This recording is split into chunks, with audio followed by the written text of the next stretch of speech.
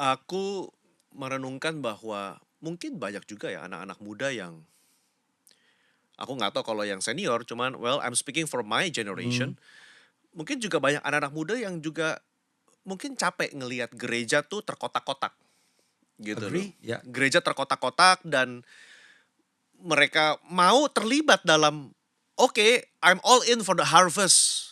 Aku mau nih menyelesaikan visi dan amanat agung Tuhan Yesus." Cuma mungkin mereka bingung dan mereka nggak tahu gimana caranya begitu loh. Karena iya.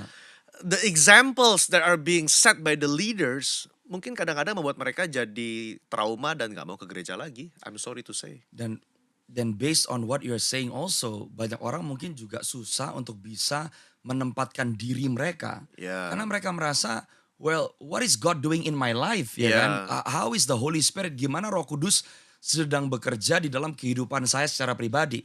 ya, Ayat yang tadi dibacakan berkata bahwa melihat orang banyak itu tergeraklah hati Yesus oleh belas kasihan kepada mereka karena mereka lelah dan terlantar. terlantar seperti domba yang tidak mempunyai gembala. Iya. Ini kayaknya di mana gereja lokal harus masuk nih. Hmm, Karena ternyata tanpa penggembalaan yang sehat, tanpa komunitas yang sehat, tanpa gereja lokal yang sehat, banyak orang Kristen dan tidak sedikit wow. yang lelah dan terlantar. Berarti capek, mentally tired, spiritually burnt out, Ya, physically exhausted, meskipun punya atau terlibat di pekerjaan pelayanan, dan terlantar berarti no direction, no vision, and hopeless dan gak banyak.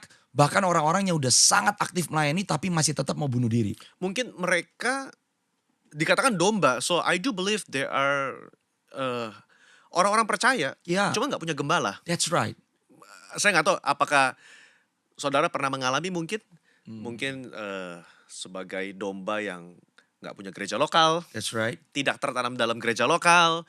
Saudara mungkin sempat punya kepahitan atau kekecewaan dengan gereja lokal. Setidaknya Ya, dalam podcast ini kita mau encourage, mungkin nggak ada gereja yang sempurna, gitu. absolutely.